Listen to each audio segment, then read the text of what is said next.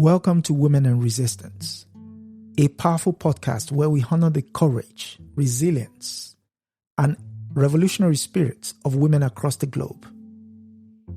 Hosted by Aya Fubara Eneli Esq and Adesoji Iginla, we uncover untold stories of defiance against systemic oppression. Whether colonialism, racism, sexism, or economic injustice. From historic icons like Winnie Mandela and Fannie Lou Hamer to today's trailblazers, we shine a light upon those shaping a more just world. This is a call to honor the past, embrace the present, and build an empowered future. And we're live. Yes, good evening, and greetings, and welcome to another episode of Women and Resistance. Apologies for the late coming on. It was due to gremlins on my part. Yes, I'm one of your hosts, Adesoji Iginla, and with me, as usual, is Aya Fubara Eneli Esq. How are you? I am doing wonderful and really excited to delve into some of my history with you. Okay. And the history we're talking about today is that of Amy Ashwood Garvey. Only it's the prime time of it. That's For not those her. For those who are unaware of who Amy Ashwood Garvey is, would you mind giving us a short intro into her humble beginnings? Let me first make this distinction. Because there's so much that I'm going to try and share with you during this time that we have. I am Amy Ashwood Garvey. There is a book that has been written and published by Tony Martin called The Tale of the Two Amys. Amy's. And because so many people want to confuse and conflate us and marginalize and erase me, here is a very quick and easy way to remember who I am and to distinguish me from that other lady, Amy Ashwood. A comes before J. Amy Ashwood Garvey as distinct from Amy Jacques Garvey. Or Jacques, whatever she called herself. Do you know, just so I can get the salacious part out first, do you know that she was a maid of honor in my wedding to Marcus Garvey? That's a whole other conversation that later we women should have about the role we play in our liberation. And although she and I, in later years after, and I will go back into this after she married him, but I'm really the only legal wife of Marcus Garvey. I think that based on how I lived my life and how she lived her life, that perhaps just like we had been friends prior to, we could have been friends again. But that might be mere speculation after so many decades have passed. But that was a stinging betrayal nonetheless. So now to go more into detail, I was born Amy Ashwood, and I was born in Jamaica. However, my family relocated to Panama, and I lived in Panama. I grew up in Panama until I was 11 years old. And then at that time, I returned to Jamaica. My married name, of course, is Amy Ashwood Garvey, but I've had many other names. I will go into some detail about this, but do you know that I have a Yoruba name? I will tell you, you did not know that. Do you also know that I adopted the name Akosua Bohame, which is from my Ghanaian heritage?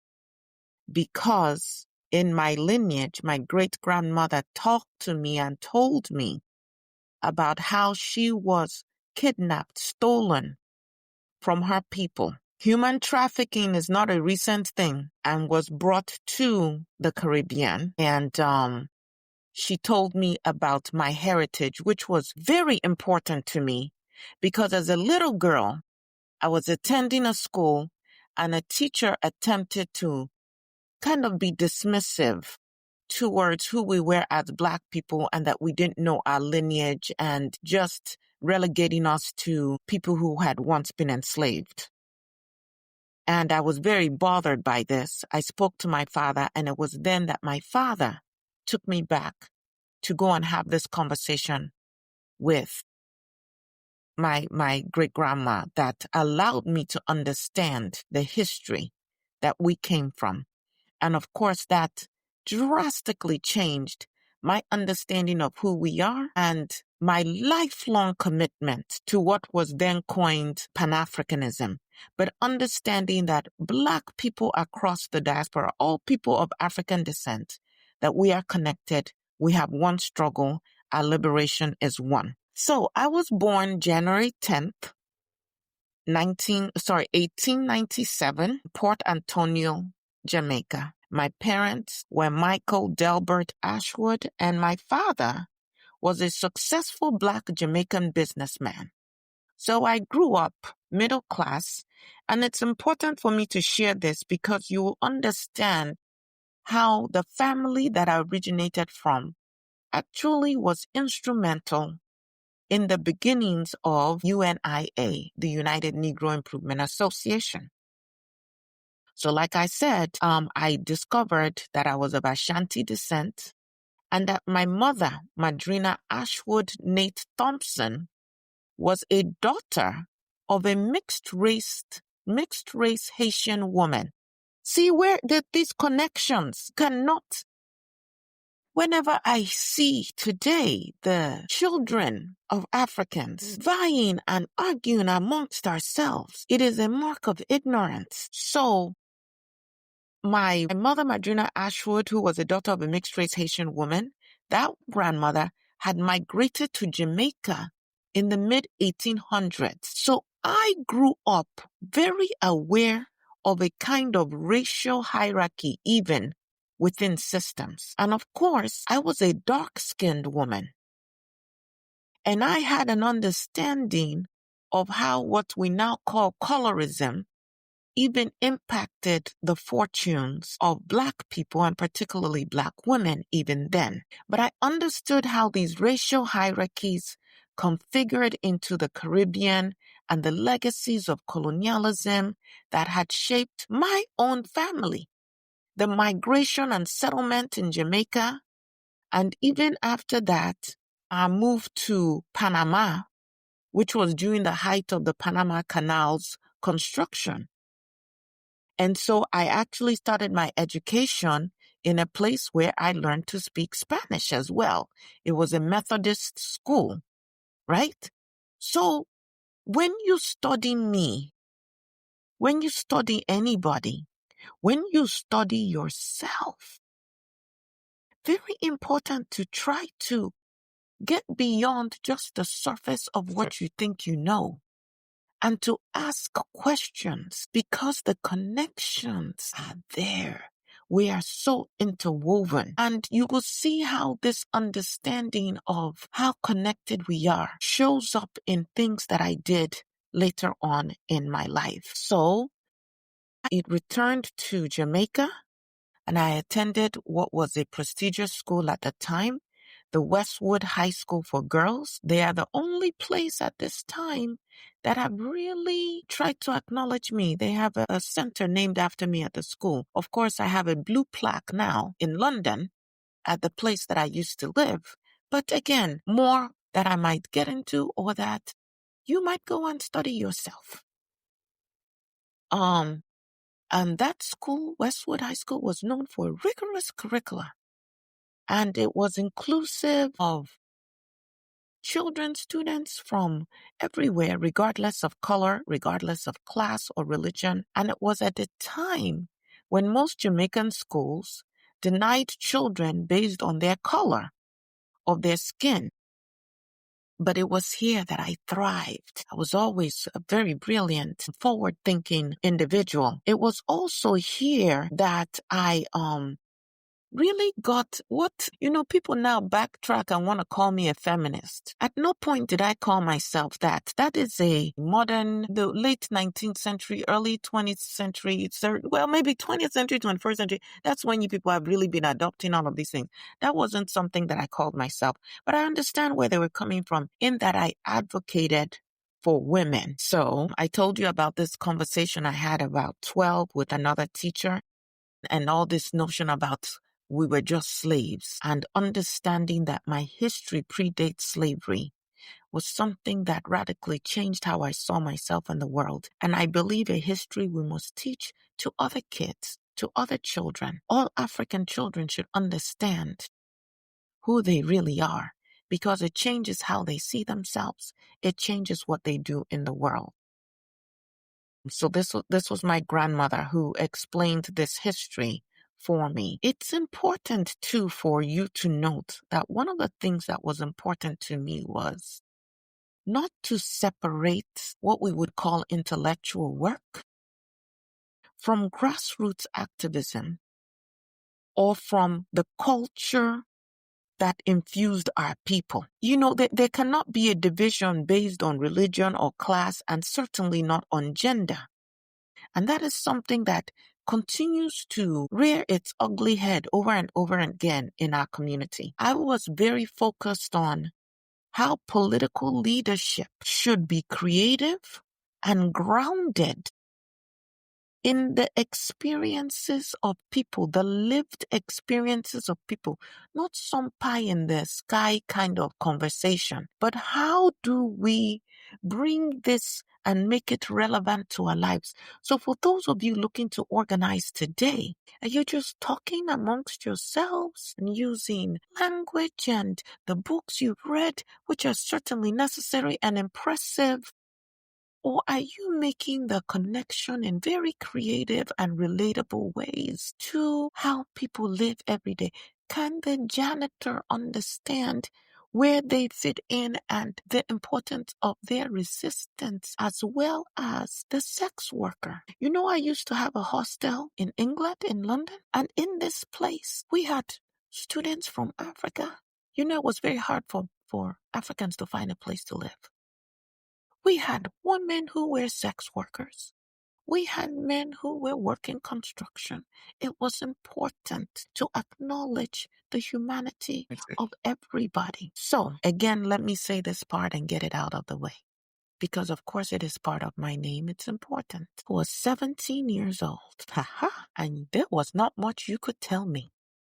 Well, yes, I did listen and I did learn, but I was debating and speaking at a forum, and there was a gentleman there who seemed to be quite in agreement with the points I was making. Well, I finished my presentation, what I had to present, argue, and I quickly tried to get to the train station to make my way home. And I was waylaid by this gentleman who I recognized from being in the room where I had just been speaking. What a human being he was. And he said, "Alas, I have found the Josephine to my Napoleon." I suppose he fashioned himself after Napoleon that. Bonaparte. Exactly. I think in latter days we would all have used a different reference, Yes. but I understood it at the time. And he wanted to escort me home. Of course, I refused. No. Self-respecting young woman meets a man and immediately says, "Yes, you may escort me home." But I did exchange information with him. And the next day he came calling to my parents' home. And my parents did oblige us to sit in their parlor and to have a very long and quite varied conversation. It was so intellectually stimulating. I shared my thoughts and he shared his. And we found a union as intellectuals. And that began this foray, if you will, into the UNIA. And I say that because as we thought of how to organize and how to implement things to get about achieving this dream of global Black independence and interdependence. I had an understanding that we had to start with where we were and with what we had. And so you will see that using my father's influence, we were able to begin to pass out pamphlets, begin to share more information about UNIA. And those pamphlets, as a matter of fact, would serve as a basis for getting information out about what this particular organization was going to be and as a way of recruitment. In fact, let me read from a book called An Efficient Womanhood by Natanya Duncan. And she writes, a talk with Afro-West Indians called for support for an industrial school that would begin to educate children in accordance with the organization's goals. Notably, donations in support of the proposed school and other benevolent programs were to be sent to 121 Orange Street or 34 Charles Street, Kingston, Jamaica, the address of Amy Ashwood's parents' home and business, respectively. Using her parents' funds, their place of business, and her civic organizations, Ashwood had the pamphlets printed and distributed to both Jamaica's elites and manual laborers. Throughout the organization's infancy, Ashwood spent quite a bit of time battering and leveraging her family connections to get flyers printed, secure travel arrangements for speaking and events, set up audiences with potential funding supporters, and organize like-minded groups to hear Garvey speak. And so, what was Tony Martin saying when he had the gall? Although in other ways he was very respectful of me and my contributions, but he actually accused me of over-exaggerating my role in the formation of the UN. This is something that must be examined by modern-day would-be liberators of the African race, because we cannot continue to erase women at will. In fact, one of the first articles in the Negro World, which I helped found, and answered the question on whether a woman was the intellectual equal of a man. I was instrumental in sketching out the role women would play in the UNIA during its infancy. Remember, I was born in 1897. So at a mere 17 years old, I had the presence of, based on my reading, my education, my family experiences, to see that there was a different way that women should be perceived and should open doors to act. My mother was a teacher. My mother, Madriana Thompson Ashwood, was a teacher. By 1915, my convictions helped to set a new organizational standard, as 7 of the UNIA's 15 board members were women, and this soon-to-be global organization was managed by nearly equal numbers of men and women from the onset, something unseen, unheard of in any organization by white people or black people at the time. The partnership model that was first established when me and Garvey shared our aspirations was ingrained in the day-to-day operations of the UNIA and remained a signature characteristic as it expanded. Now, we eventually got to a place where we had the men's auxiliary, we had the women's auxiliary. People need to study this. And although we may not have known it at the time, that model is an African-centered model, because as I came to learn in my travels to the continent, before we took on the ideas of the colonizers, you basically had what I would, for lack of a better term, call separate and co-equal governance in terms of women and men in a society. In most traditional African societies. And the women managed their affairs and the men managed their affairs, and then the leadership came together to address common issues. So women had their pathways for leadership and men had their pathways for leadership. But we can get into the weeds, which are important. But let me just give some broad strokes. I was very well read and self-educated through activism and travel. I moved to the United States in 1918. And of course, that was my period with Marcus Garvey. We met in Jamaica. When he moved to the United States, we continued to correspond. My mother was opposed to any union with that man. She said, "What are you going to do with an unemployed man?" My father was a successful businessman. I also worked in the United Kingdom, politically and culturally organizing. I will go into some detail about that. I worked in Liberia. In fact, long after the demise of my, marriage, although I maintain I am the only legal wife of Marcus Garvey, I did have an on and off relationship with Sam Manning, the amazing Trinidadian calypso musician.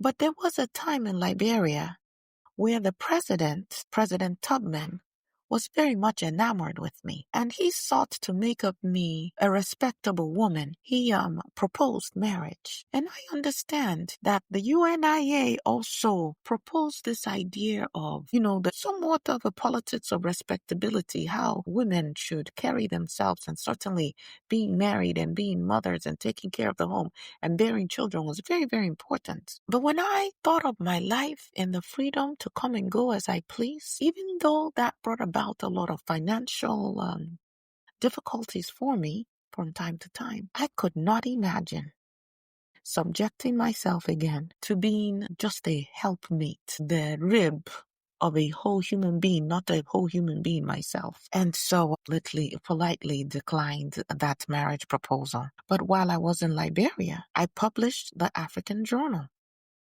I did tell you that I was one of the founders of the Negro World, right? Yeah. And of course, a contributing editor to it. In Nigeria, I supported nationalist movements and women's groups. I heard you have talked about Funmilayo Ransom Kuti. Well, she will tell you the impact that I had on her in London. Perhaps you know some of that story. You can share it. You heard of the woman Claudia Jones? She can also tell you the impact that I had on her as well. I also supported many women's groups in West Africa, all across the Caribbean, and in the UK, and even in the United States. I was briefly in Ghana, active there during the early independence era, and then I, of course, visited Trinidad and spoke widely across the Caribbean. And you may know that I was one of 2 women who spoke at the 5th Pan-African Congress in Manchester, and the only one who hosted a committee. Some of the organizations I founded or co-founded, of course, the Universal Negro Improvement Association, the Florence Mills Social Club. Someone needs to do a whole book on just the Florence Mills Social Club. Because we created magic in the United Kingdom, but we named that club after an African American woman who died tragically young, who was an entertainer in the U.S. You may know about my involvement in the foundation of the International African Friends of Ethiopia, the Nigerian Progress Union. They are the ones who gave me the name Iyalode, the Yoruba name. But there's another form of it, I will tell you, and then Iyalode. I was one of the key organizers and supporters of the West African Students Union. You need to go study that organization. Do you know how many post-independence leaders came from that group? Yes. My son, can you mention some of them for your listeners?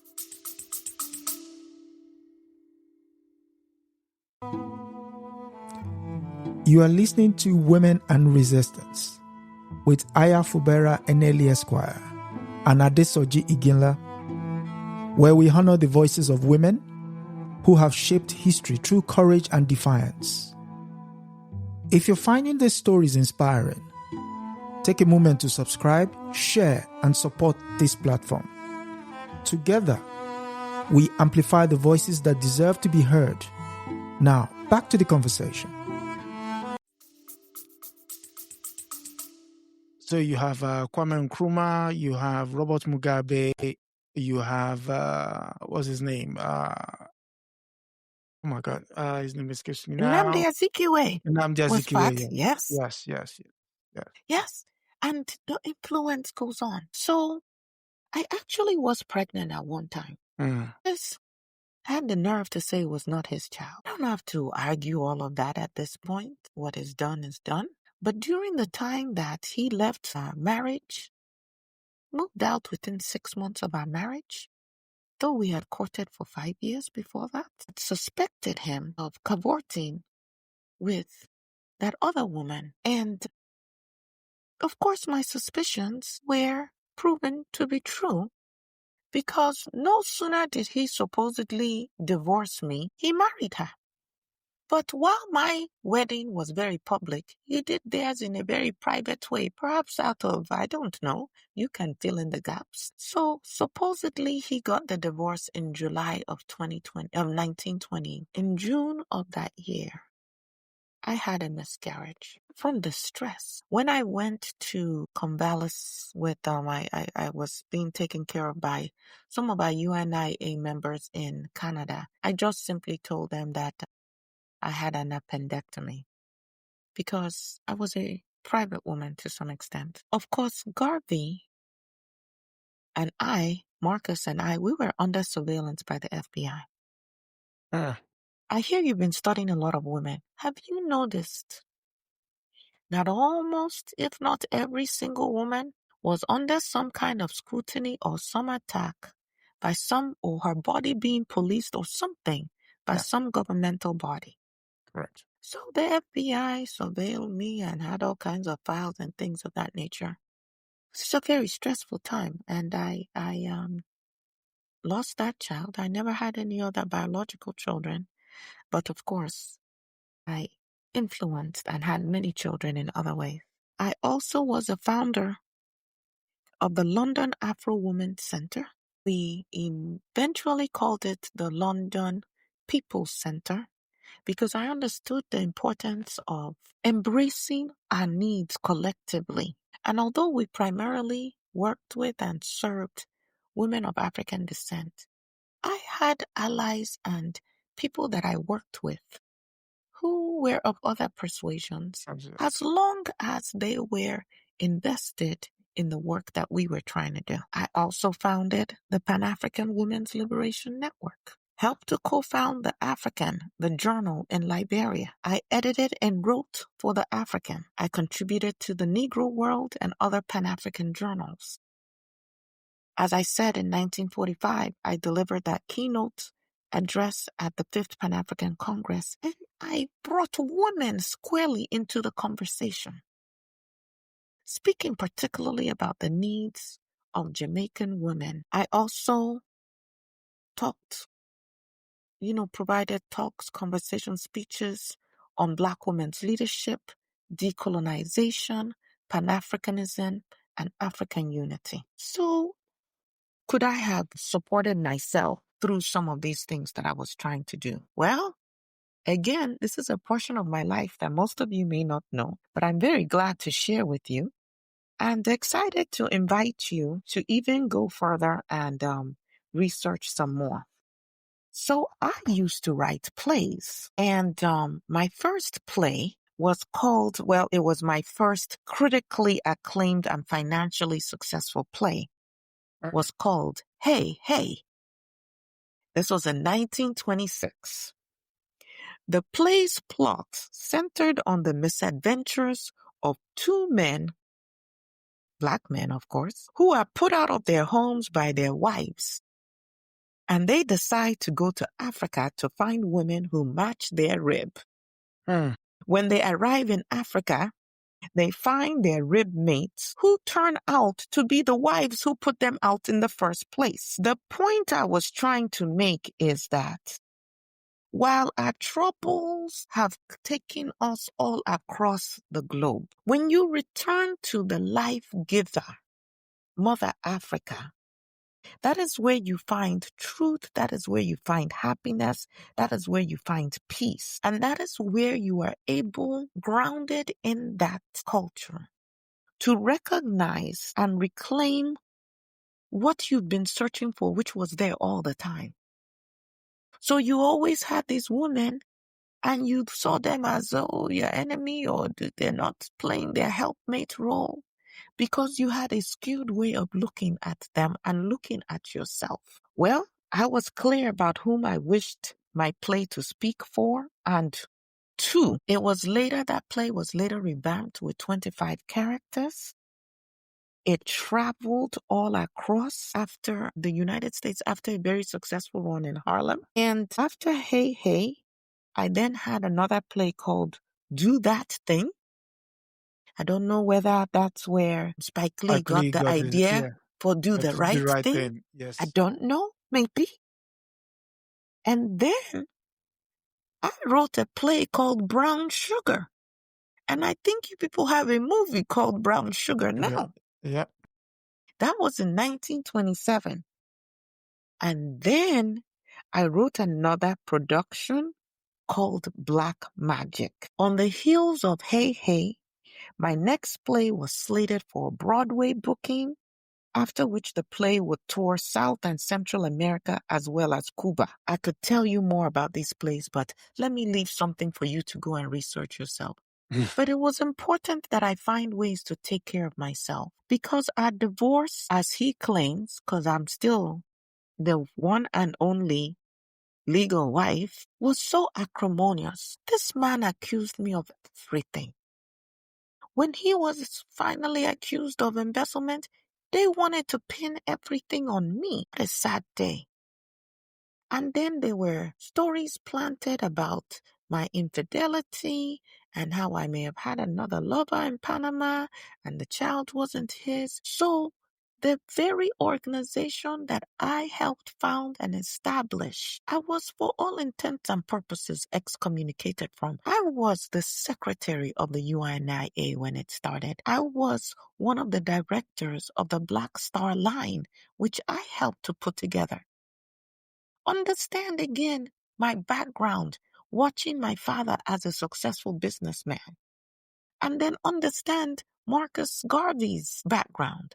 Now, he was a brilliant man, but as even the second Amy came to realize, much of what is being attributed to Marcus right now came from me and her. And of course, later in life, she had to leave that man alone when he carried on with some other secretaries, if you ask me. But she was once a secretary, so she should know. So when he moved to UK, she stayed back in Jamaica with her children. But let me stop talking about her, because she has enough issues and maybe she'll tell her own story. So I eventually moved to the UK, and like I said, there were many things that I formed while I was there. Let me pause, because I've been talking for a while. Is there anything that you would like to say or add? The things that you have heard. So for me, the standout position is the fact that a woman at that particular point in time was so prominent in the decolonization efforts of the African countries and the Caribbean stands out in that moment in time. We're talking about the 1980s now. And so for me, the question would be, what was it like standing in that space, in that time, amongst men who clearly, because you made a statement, and the statement was, I'll make it known that despite the fact that you are multiple men in here, let's not confine the women to the social position of child bearer. Because whilst you chaired the first session of the Pan-African Congress in Manchester, it would have dawned on them that if they looked around, the women were, they were scant. So, but here was a prominent voice that was calling them into action. So for the question is, what sort of feeling were you running through at that particular point in time? I will not romanticize that time. It's important for women today to understand that a liberation requires sacrifice, and some of those battles are fought internally. And I felt very isolated. I had quite a few financial difficulties. As a woman moving around freely in a man's world, there were so many rumors and, commentary to kind of disparage who I was and my character. It was very lonely sometimes, both in the sense of, men not wanting to necessarily make space, but also women who saw me as somewhat of a threat to what some idealized womanhood should look like. So they were not easy times, but I stayed focused on my work. And that was why even when I did have suitors who would make me respectable, I clung to my commitment to the work of our liberation without the tethers of marriage. With my plays, you've heard of Oscar Micheaux? No. Oscar Micheaux, he's like if you talk about American cinematography and you talk about Black directors, Oscar Micheaux has to be at the top of that list. My plays caught his eye. He felt that I fired the imagination of the masses in this country during that time. That's precisely what he said. People who wanted to give me my due recognized my role as an efficient womanhood bridge builder. And that with those plays and with everything else I did in my life, I was laying out and advancing the UNIA's goals and its dual gender nationalist program for wider audiences to absorb. That was something that I repeatedly worked on. I was very sensitive to the voice of the diaspora, so much so that in my play Brown Sugar, I took audiences across oceans and continents in a tale about a beautiful brown-skinned young lady and her suitors. The young woman had to choose between a mechanic and a rich prince from India. The work we did in laying down this duality of roles, if you will, in UNIA influenced movements in Africa, in India, across the Caribbean. You know that when you talk about a Pan-Africanist organization, the UNIA, bar none, is the most successful one. It had branches across the globe. Correct. Now, bonded by the overarching UNIA goals, but obviously there would be local politics and issues that would impact how each one would operate. Right. Yeah. But I continue to infuse in my work an element of the UNIA brand of activism, crime colorism. W.E.B. Du Bois? Yep. You know what he called Marcus? Yes. Some very unprintable words. Yes. So this colorism thing was real. Again, any of you who are curious, you can go look it up. I don't want to repeat those words. Exactly. But always I emphasize the distinction, the distinct contributions of women and how they must not be overlooked. Now, one of the things that I also ended up doing was with the West Indian life, having a lens on West Indian life in the UK. We had the publication of a weekly newspaper to increase the voices heard from the Caribbean. We launched West Indian Times and American Review. When I say we, that was me and Sam Manning. My intention, though again short-lived, it was just 2 years because it takes time to bring people along, was to serve as a bridge between the West Indians and the Black people in the UK to get a better understanding of our commonality, right? Yes. Of course, I enjoyed partnerships with several Pan-Africanist leaders. Jomo Kenyatta. Leaders, yes. when I went to Jamaica for a while, I was in Nigeria for a while, and that was when the Nigerian Progress Union gave me Adeyola, which, like I said, Iyalode. It was like the first one meaning the crown brings honor, right? In Yoruba, right? And then Iyalode is a title to communicate, as you know, the highest honor of respect and admiration. According to, you may have heard of Ladipo Solanke, the word has no English equivalent. Its literal translation, I guess, could be like Queen of Ladies, is what he said. But it was reserved for those women who had come and been distinguished and served in their community. Through my association with the Nigerian Progress Union, that's how the West African Students Union was formed, I reasoned that Mr. Garvey's idea of an African kingdom was a geographic blunder.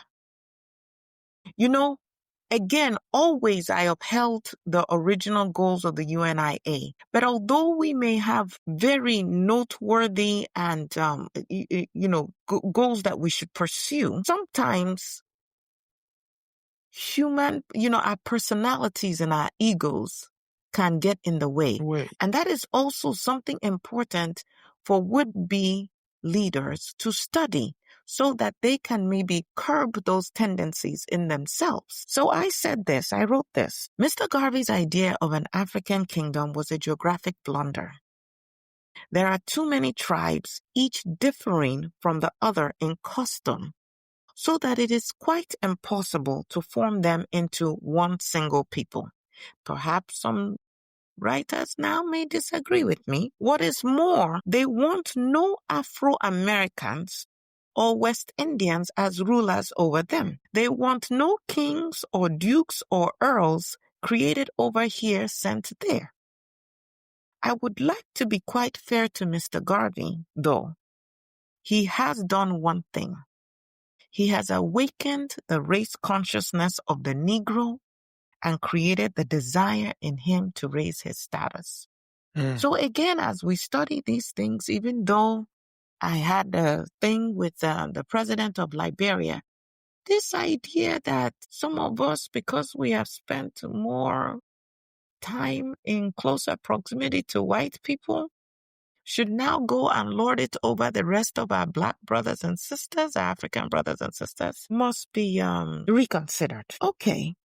And so I continued to give lectures, of course, to the end of my life on the unity amongst the descendants of all African people, wherever we find ourselves. Some of you may know that I opened a restaurant. You did know this about me. Yep.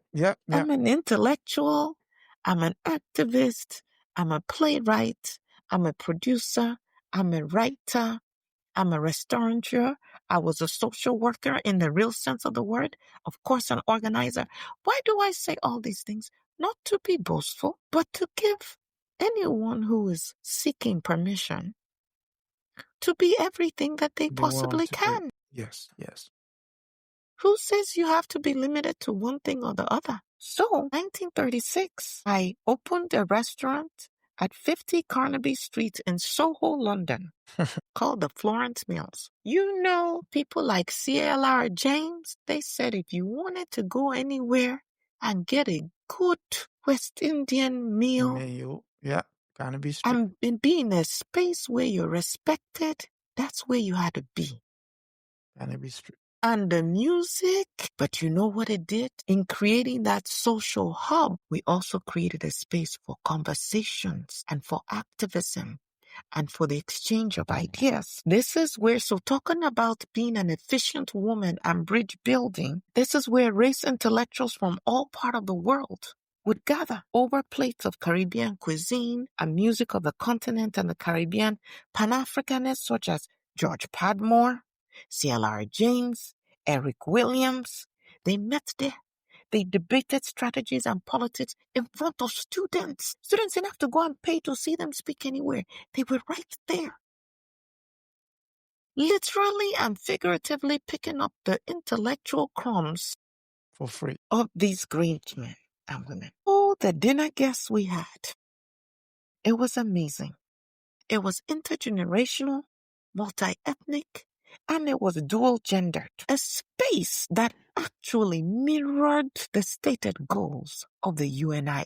I never left the movement. I was always not just a founder, but till my dying breath, organizer and a proponent of the goals. You know, I was heralded in the Gold Coast as a mother of African and West Indian students. Gold Coast Those being Ghana. students, yes, those students went back and they told of the place of comfort, not to mention, of course, the hostel that I created. There are pictures of me speaking out during the Italian assault on our brothers and sisters in Ethiopia. Speaking out about that in conjunction with the International African Friends of Abyssinia. I was one of the first members of the group and was on hand to greet Emperor Haile Selassie when he arrived as a refugee in England in 1936. I'm telling you the connections. Yes, I spoke in Trafalgar Square about this.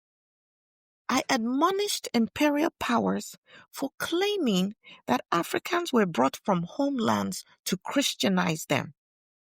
But the only thing Christianity did was to give us 300 and more years of enslavement. I challenged publicly the British government. Now you all cower. All hail the, what do you have, King, Queen? I don't know who you have now. King Charles III. C.L.R. James lauded me as a militant anti-imperialist, a woman of tremendous force of personality. Perhaps it is that force of personality that doomed my marriage, because Marcus was looking for a rib and I was looking to be a co-equal, a partner in everything. Whether in the Caribbean, in England, or on the African continent, I spoke out and I talked about my commitment to the goals of the UNIA, as well as expanding on them. Between 1943 and 1945, I opposed the male gender bias to recruitment of seasonal labor in the United States, and I took specific exception to the exclusion of Jamaican women and West Indian women in that recruitment effort. First, I flew to the United States on a non-immigrant medical visa for an allegedly necessary surgery. Second, on the heels of my trip to the United States, I launched a campaign for a seat in the Jamaican House of Representatives, where I ran on the Jamaica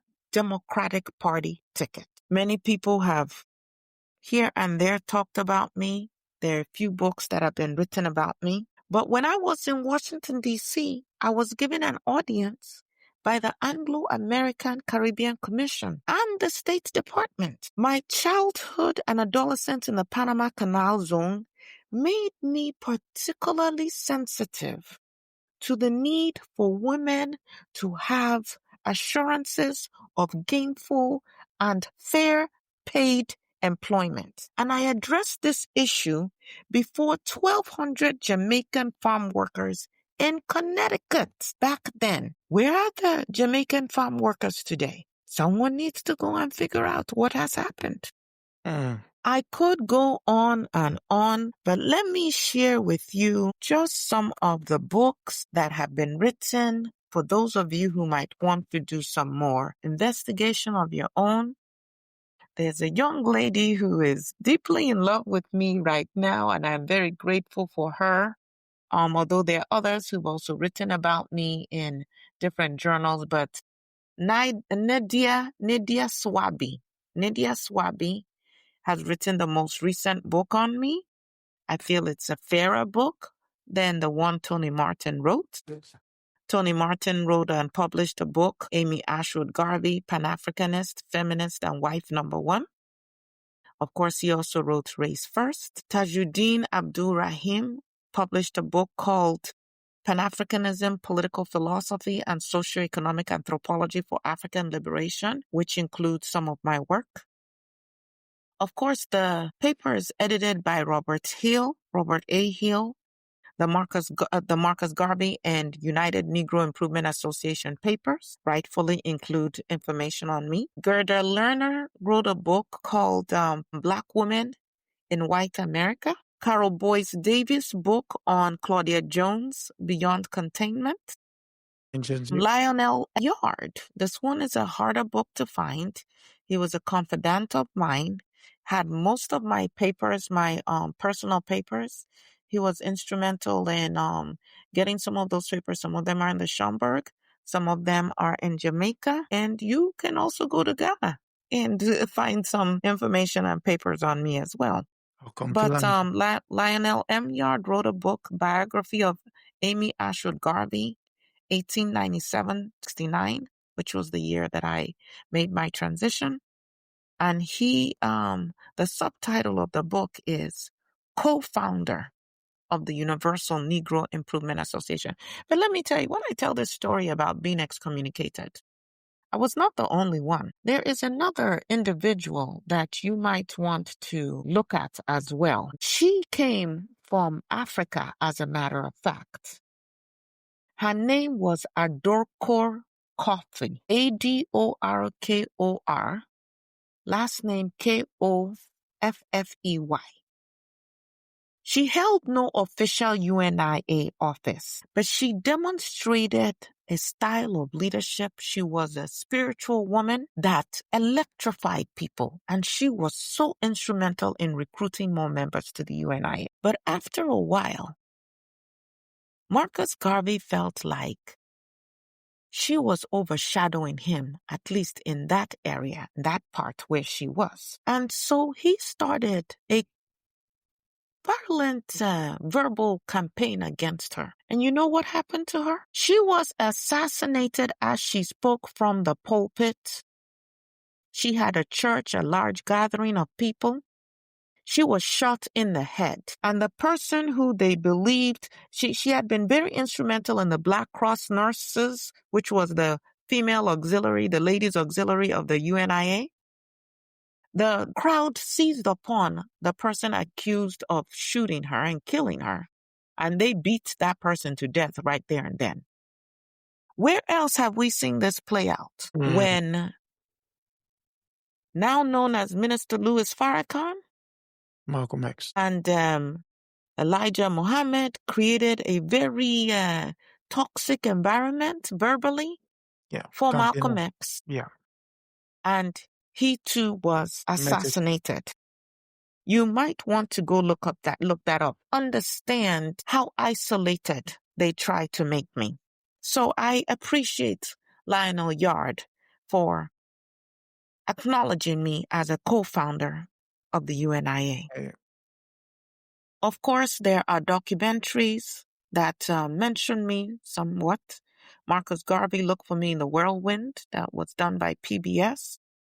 There's one 100 Great Black Britons, that includes me. The Garveys, Pan-African Prophets, done by the BBC. And Basil Davidson did one called Africa, the Story of a Continent. Yep. One of my quotes from the Pan-African Congress, I said, I do not believe that any race or nation can rise without the active, determined, and militant participation of its women. Hear me. The active, determined, and militant. Don't relegate us to just childbearers. That is important. It's very important.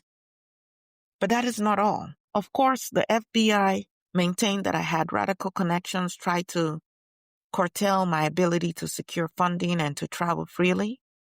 And not to be outdone, the M15, British Intelligence Service, monitored my club activities and political associations, labeling me a subversive agitator. All of this surveillance, of course, had a chilling effect because people had to be very careful about associating with me. So I will stop there at this time. She also gets a mention in Hakim Abdi's Pan-Africanism history. Adi did a great job of talking about me. Yes, he did. Yes, he did. Yes, he did. Yes, there's one question before we close out. You've spoken about your role in setting up all these organizations. Yes. and the reason behind having said organizations. The question is, if we look back now, why is it that some of those organizations are no longer existing? Well, just like the waters, things ebb and flow. I think this inability yet for us to effectively grapple with the gender line as opposed to Du Bois' the color line. So our internal politics as African people has served to erase the role of working class people, the kind of agency and power that they have to bring about change. It has served to constrain women and the role they play. And when you do not have this continuity of memory, then it's easy to buy into internal and external forces that will have us so tied up in just survival that we do not recognize the forces that would rather we stay disorganized. It is not perchance. There's no, why are we all under surveillance? Because they do not want us to be organized, to be united. True. So there's always this overarching imperialism, white, really fragility, their fear. They want to call it supremacy, but it is their fear that causes them to mount a consistent attack on us unifying. Where we are not aware of that, then we're more likely to succumb to little petty squabbles that then cause us to fall apart. Imagine if we were able to build on the structure of the UNIA that was established in the T's and P's. And if we continued that conversation about the need for our unity across all of the areas where we had those groupings, yeah. what would we look like today? But, we get a little independence here, a little one person becomes a millionaire, a little job title here, and you suddenly start to ride a wave of individualism and assimilation that tears at the fabric of the unity, and every man, woman for him or herself. So we need to study, understand that there will always be agents operating within and without to keep us disunified. And we must go back and rebuild on some of those foundations that are still in existence. There's still UNIA groups in different areas. Yeah. But how do we continue that intergenerational conversation? I was a middle-aged woman when these young African students embraced me because I recognized their brilliance and made room. So what are the elders doing? What are the young people doing? Do you think you know it all? Or are you willing to also listen? But we were so young when we started the UNIA. Let no young person feel that they are not yet equipped to get started. Yeah. But they must also be as disciplined as we were. We studied, and we studied beyond, I need to get an A in a class to get a job. We studied because we wanted the understanding so we could move ourselves forward. Yes. Speaking of moving ourselves forward, we have come to the end of... Hold on. What an affront. And no way to talk to your elder. One of your viewers said, was this the first Amy? 'Cause she was a drunken screwball. Yes, I actually deleted that on the main. But such are the ways that, again, we erase people. Because let me ask you this. Even if I were to concede, and I'm not, but even if I were to concede that I was an alcoholic, does that negate all of the work that I did? And why would you lead with that as opposed to my considerable influence and lasting impact. This is the nature of what I lived through and the nature of what continues to constrain us in our quest for liberty. Can a sex worker be part of our liberation? Of course. Or will we disparage the person and strip them of their humanity? Can a drug addict, recovered or still caught in the throes, contribute? How dare you? Well, we have to be mindful of the fact that in this day and age, every idiocy has been democratized. Every man has an opinion, and whether we like it or not, they would come in and from time to time share their idiocy. But the problem is, half of the time, people just run with the most convenient narrative that doesn't challenge any preconceived notion. And so you will see there are strings of comments from that same person. But then I was mindful and that was not going to derail what the overall conversation is, even though we know that not to be true. But the fact that it's out there, somebody might run with it, but it's been taken off the internet. So we live for another day. We have to live on a very cheerful note. So do you have any lasting thoughts? Interestingly enough, the words that come to mind were spoken very eloquently by my husband. Arise, you mighty race. You will accomplish what you will. And that remains true, and that was part of everything that I did.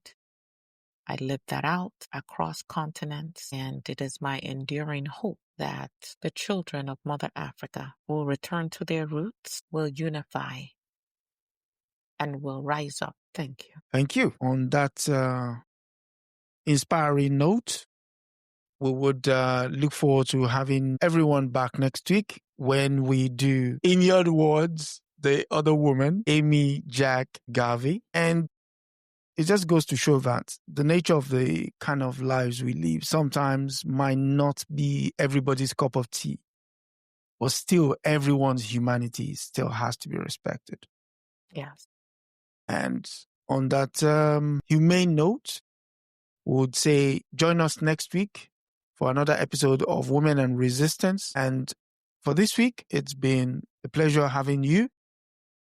And thank you all for coming. And until next week, good night for now. That is it for this episode of Women and Resistance. Thank you for joining us in amplifying the voices of women who challenged injustice and changed the course of history. Be sure to subscribe, share, and continue the conversation. Together, remember, we honor the past, act in the present, and shape the future. Until next time, stay inspired and stay in resistance.